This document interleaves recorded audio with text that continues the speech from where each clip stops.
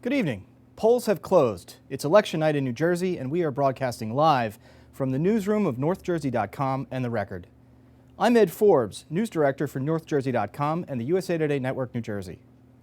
I'm joined here by two members of our State House team, reporters Ashley Balzerzak and Stacey Barshanger. Welcome. Our staff is busy tonight putting together the articles and alerts you'll get a little later in the evening. In the meantime, we are coming to you live with news and analysis about the 2019 campaign. After our broadcast ends, please stay with NorthJersey.com for election outcomes and updates all through the night. We also invite you to subscribe. Your support makes our journalism possible. Visit NorthJersey.com/subscribe to support the hardworking journalists who cover your communities here in northern New Jersey. Before we chat with Ashley and Stacey, and later columnist Charlie Stile, let's check in with Albina Sportelli, who is bringing us coverage of some key local races. It's election season, and here in Dover, two candidates are running for top seat. Mayor James Dodd runs against Alderwoman Carolyn Blackman, and both are not holding back. They spread over 1,600 lawn signs all across town, just under 1,800 residents. Well, I've been seeing a lot of the cab drivers. They pretty much been displaying the race all over. You've seen them on storefronts and mainly on cars now. And it's been different this year than it was in previous years. We're standing right outside campaign headquarters for Mayor Dodd, where right on top is a billboard sign for Miss Carolyn Blackman. It says, "The only Democrat for mayor," and it's been up for about a month now. Both candidates, they're known figures here in Dover. Mayor James Dodd has been in office for over 10 years now, and Miss Blackman has been sitting on the alderman board for quite some time as well. Her campaign is very grassroots with no campaign manager, only volunteers. According to Mayor Dodd's expense reports filed earlier this month, he spent $30,000 on campaign management. Paulo Fonseca is leading that campaign, and he used to work on Cory Booker's own campaign back in New York. Spotted around town has also been Mayor Dodd's LED truck and Miss Carolyn Blackman's own truck as well. We're back. Now, with 1,600 lawn signs across town, Mayor Dodd says he's seen his signs vandalized, some with paint on them and others egged. And just last week, at a town hall, Mayor Dodd kicked out Alderman Carlos Valencia after an exchange between the public regarding a website he created calling officials in Dover liars. Now, these two candidates are no strangers. They worked on the Board of Aldermen for several years now. And just last November, video spread on social media of Mayor Dodd yelling obscenities at Miss Blackman. Voters have big decisions to make once they head to the polls. Okay, welcome back. In Elmwood, This has been a pretty interesting mayor's race in Dover. Why don't you just tell us a little bit about it? Yeah, so what we've really been seeing all day in leading up to Election Day today is a really expensive race. About $65,000 have been spent on this race in general between both candidates. We've seen about 1,600 lawn signs all across Dover. I mean, it's a town less than 18,000 residents. So it's a small area, and we're seeing just a lot of activity in a very dense area. I mean, in comparison to areas like Union City, Hoboken, this is very special. And so throughout, this whole election, it's been really contentious, and people in the streets and people in the community have been very vocal about what they've been seeing as well. So I hear that there are some trucks, lights, right? Yeah, so actually Mayor Dodd, he hired a campaign manager, and this campaign manager rented out a LED truck for him. So it runs around town, flashes its lights, blaring music, telling people to vote for his column and his team of aldermen or councilmen hopefuls. Right. So it's very, very interesting. And also on Blackman's side, she's more of a very grassroots campaign, lots of volunteers, and she also has her own truck. It's a Ford pickup truck, but we're not seeing the same activity as Dodd, who spent about $30,000 just on his campaign. Wow. Why don't you, I'm not sure how the community is reacting to this type of a negative campaign, very expensive campaign. What have you been hearing around town? So a lot of criticism off the bat. It's a small town, so word does spread really fast, but they've been really vocal, especially on their Dover Forum Facebook page. Oh, right. They've been posting pictures of vandalized signs. They've been calling out, each candidate when they see something wrong.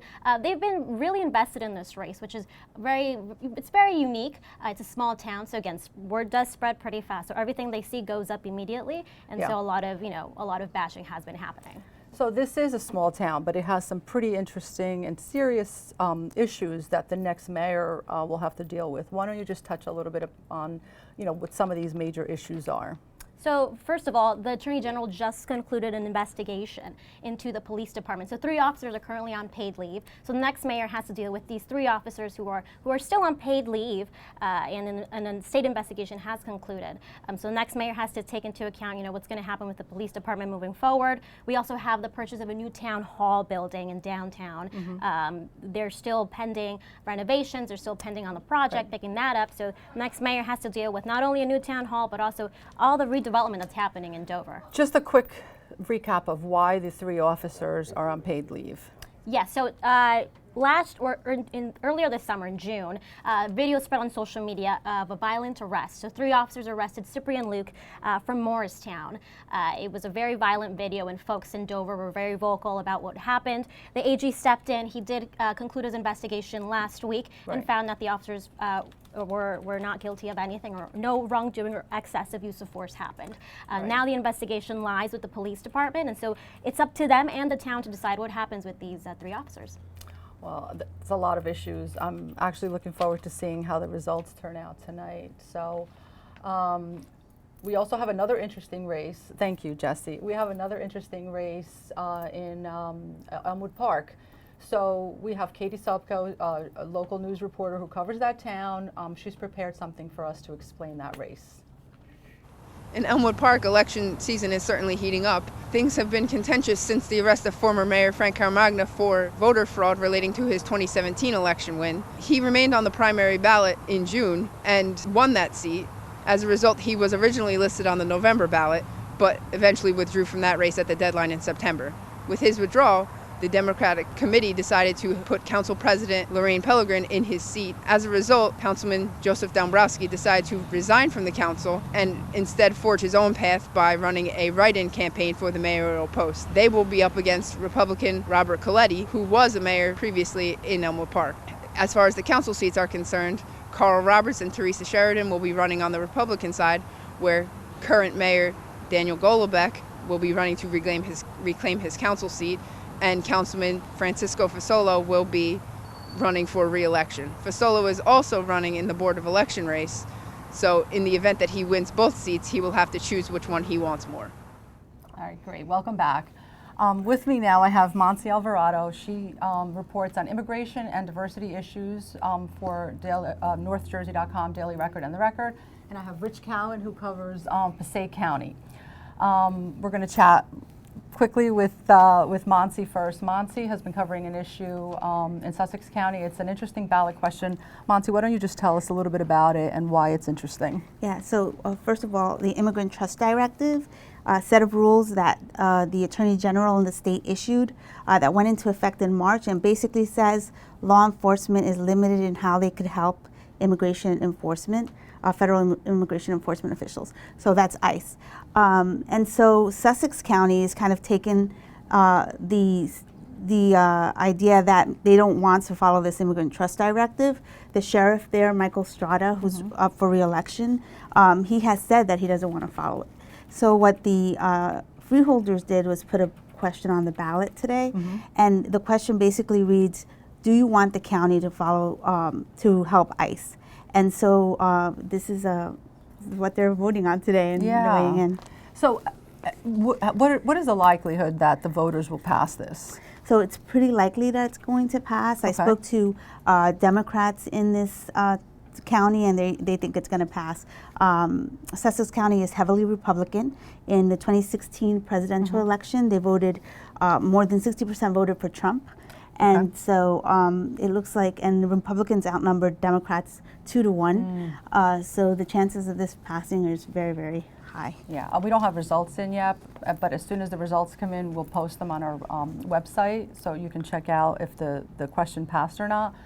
Let's say the question does pass, what happens the next day? Yeah, so Freeholder said that if it does pass, it's going to do 2 things. It's going to send a message to the Attorney General's office saying, look, people here are not in favor of this Immigrant Trust Directive. And 2, the freeholders said, you know what, if the sheriff decides not to follow this, we're going to be behind him. And if that means going to court, we're going to pay and we're going to challenge this in court.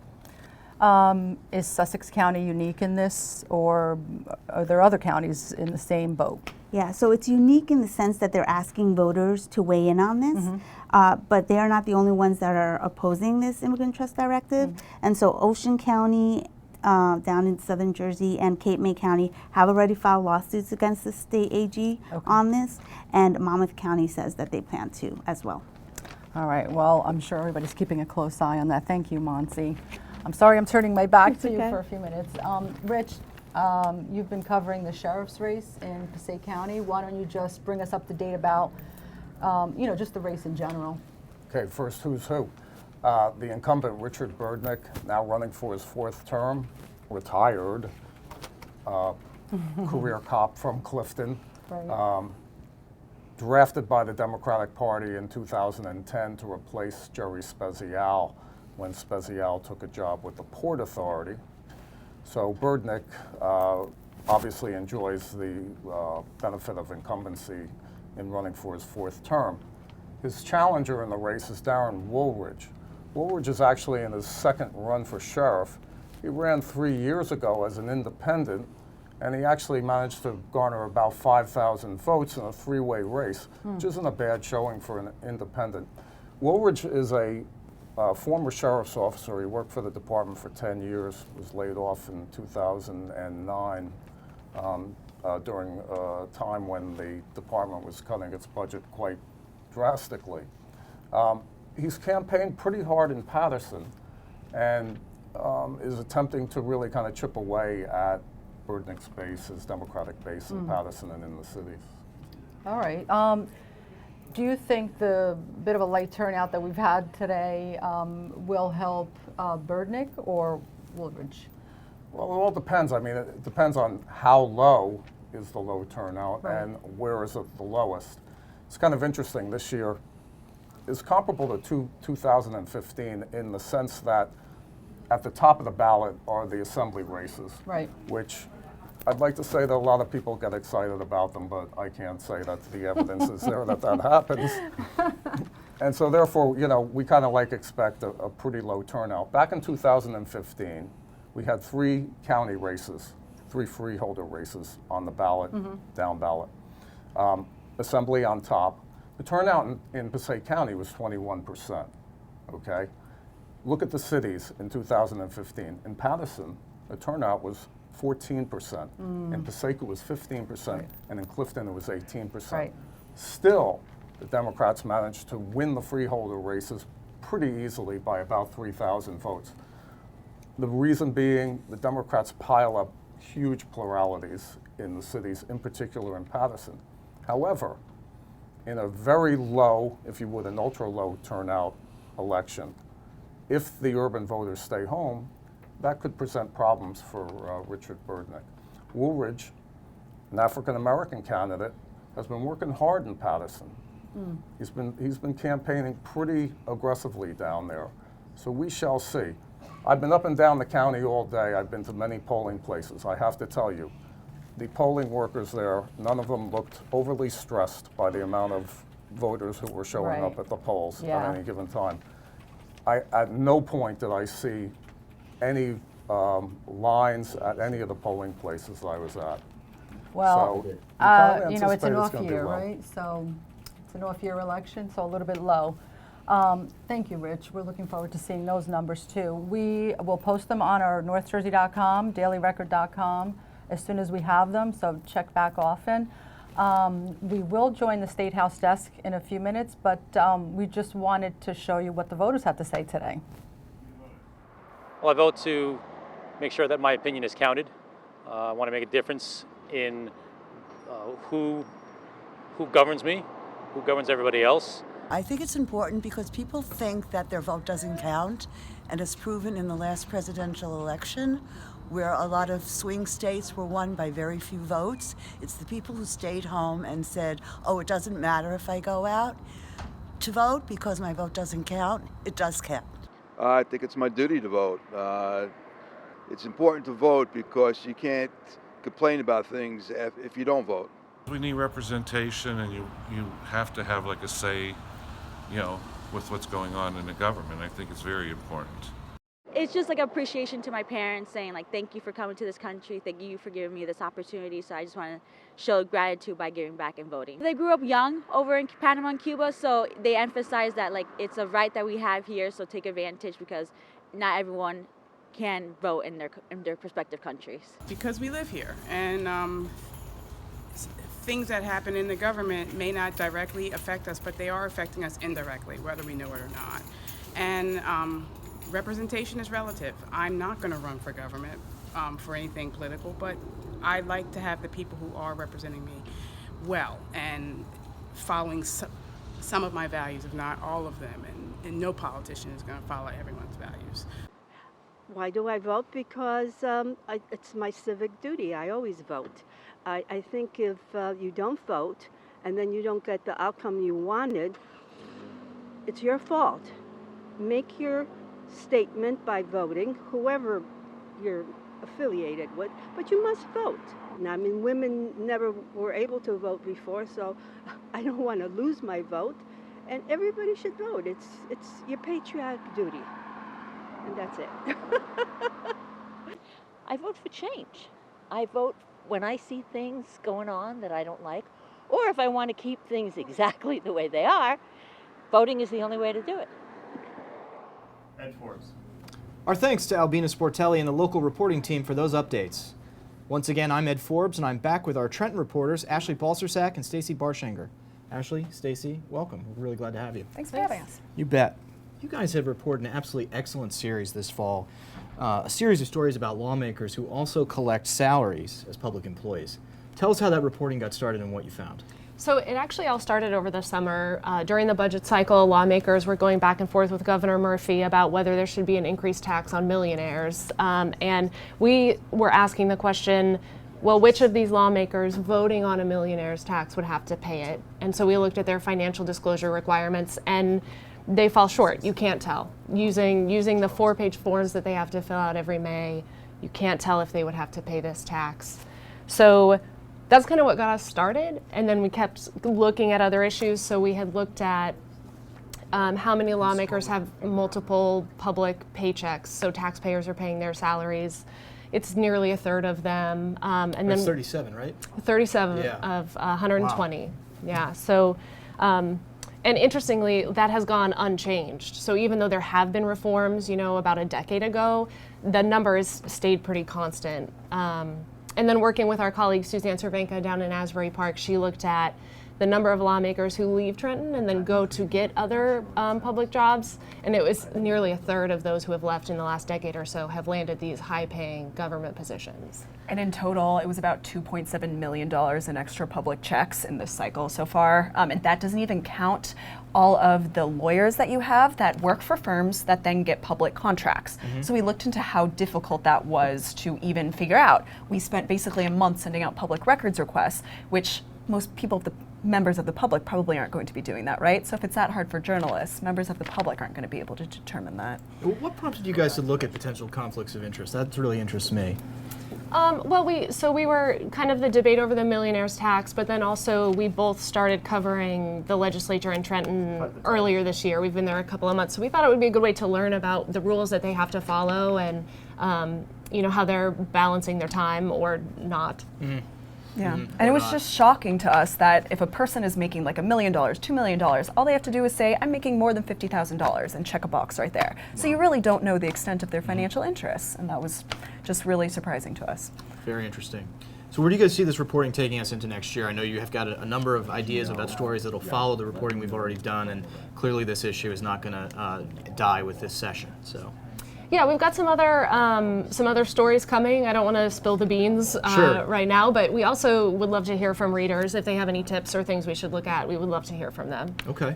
Yeah. I mean, the thing that probably would make the most sense, the smallest change would be changing these financial disclosures we were talking about, just so we would actually be able to tell what lawmakers were making. But again, legislators are the ones writing the rules, and so they are policing themselves. So do they have much incentive to be changing if they don't hear from the public? Not really. So. Right.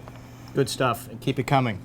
Let's turn now to tax returns. You guys have done some interesting reporting on the fact that New Jersey lawmakers have passed a bill requiring presidential candidates to disclose their tax returns, an obvious attempt to foil President Trump. You also asked all 120 members of the legislature if they would disclose theirs. What did you find out? Well, we heard back from many of them. 2 senators let us look at their returns for a couple of hours. And just to note, the bill that the legislature passed was then vetoed by Christie. Right. So that is not an actual requirement at this point, but they did demand it of the president. So while these 2 senators gave us their time, they still weren't going as far as what they would have asked Trump to do, as in like actually provide a copy for them to keep. So yeah, you guys should read our story. The responses were great. Well, and interestingly, most of them sent us statements through their party spokesman, and they all said that the financial disclosure requirements were sufficient and that they didn't think their tax returns would add to the conversation. Which we thought was interesting, going back to our previous reporting about how, there's no way to know if these lawmakers make even like the median household income in New Jersey. Like you just can't tell based on their requirements. Yeah, so we looked at Senator Troy Singleton was one of the ones who showed us the amount that the personal financial disclosure showed, and comparing that to what his tax return showed, he made basically double as what you would have seen on that first form. So that just shows you like the level of detail that you can get. You can see how much they're paying in taxes, what the tax rate is, if they donate to charities. There's just a lot more information. Illuminating why we, as journalists, often seek these documents. Exactly. It's great. Well, listen, after tonight's newsroom pizza is tossed and you guys are back in Trenton tomorrow morning sipping on your first cups of coffee, what's it going to look like? What do we have to look forward to in this lame duck session? So the parties are gathering, my understanding is on Thursday. They're going to set their agenda, but their to-do list is very, very long. Sure. The session ends the second week of January, and so they have to really burn through a lot of topics. We're hearing maybe marijuana legalization. There's a lot of interest in figuring out what the state's role is in regulating or curbing vaping and the illnesses that are associated with that. You also have driver's licenses for immigrants, if they're going to ban plastic bags. And then obviously the big one is we don't have tax incentives programs. Yeah, the 2 huge corporate tax programs expired in July, so that has been a huge topic of contention in Trenton. 2 former senators have put forth a bill at the request of the Senate president, and the governor has kind of a big sticking point with that, so we'll see if they can agree on anything that large going forward. Again, all Democrats, Governor Phil Murphy, Assembly Speaker Craig Coughlin, and Senate President Steve Sweeney. The big 3 in Trenton. Well, thank you both so much for joining us. Thank you. In a moment, I'll be joined by Trenton political columnist Charlie Stile. But first, reporter Scott Fallon and Terrence McDonald give us some insight into when Democratic dominance of the New Jersey legislature began. We'll be back in a minute. New Jersey has been a solidly Democratic state for a while now, but it always wasn't that way. To tell us about the rise and fall of Republicans in the state legislature is our political reporter Terrence McDonald. Terrence, how did the Democrats take hold of the legislature and become a dominant force in state politics? Well, in 1991, there was a voter revolt over Jim Florio's tax increases, and the GOP took control of the legislature for the first time in 18 years. Over the course of the 90s, the Democrats ate into that, and they took control of the Assembly in 2001 and the state Senate in 2003, and they've dominated the legislature ever since. And why were Democrats able to take such a stronghold of the legislature? There are a number of reasons, but the chief one is there are just more Democrats. In 1998, the Democrats had something like a 200,000 voter advantage over Republicans. Right now, their voter advantage is almost 1 million. And we've seen this locally also in Bergen County as kind of a microcosm of what's happened at the state level, right? Sure. The GOP used to dominate in Bergen County, and right now Democrats control every branch of government. So we'll see tonight whether Republicans can make some headway in Trenton or whether Democrats will continue their dominance of the legislature. Now let's send it back to Ed Forbes for more live election coverage. Ed. Joined now by veteran political columnist Charlie Stile. Chaz, is glad to have you here. I'm pleased to be here. Good. Well, here we are, Charlie. It's election night, and it's another off-cycle vote here in New Jersey. You've covered dozens of these races. Yeah. This one's interesting, though, because it looks like the Democrats are going to retain control of the Assembly.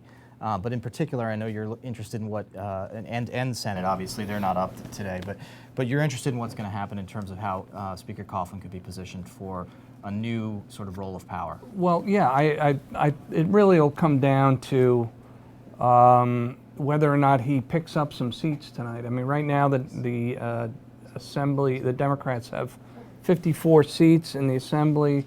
2 more would give him a real solid veto-proof lever of power and kind of a sword of Damocles he could wield over the governor's head.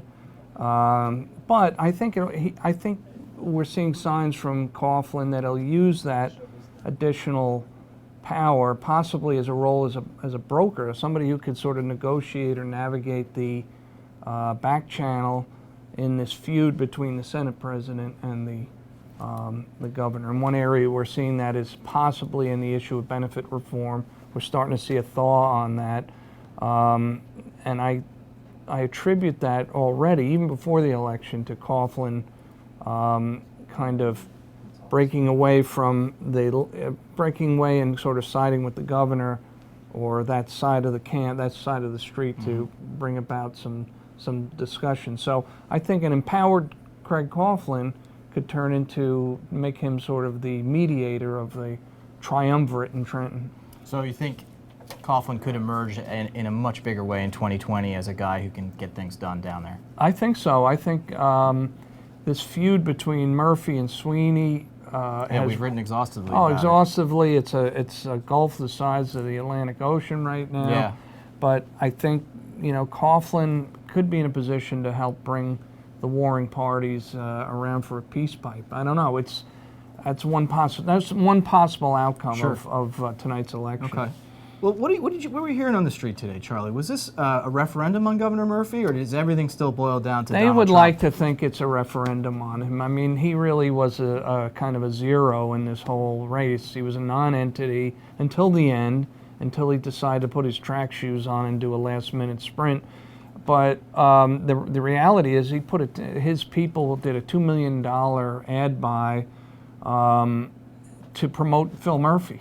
So, I mean, it was basically he took his coattails and wrapped himself in it. You know what I mean? He didn't really extend them to anybody, nor did I think there were that many people that were willing to grab them. I think maybe in a couple districts they were willing to have him boost up the troops at the end, like in the 16th district in Mercer County, maybe in Union County where there's a hotly contested district, Legislative District 21.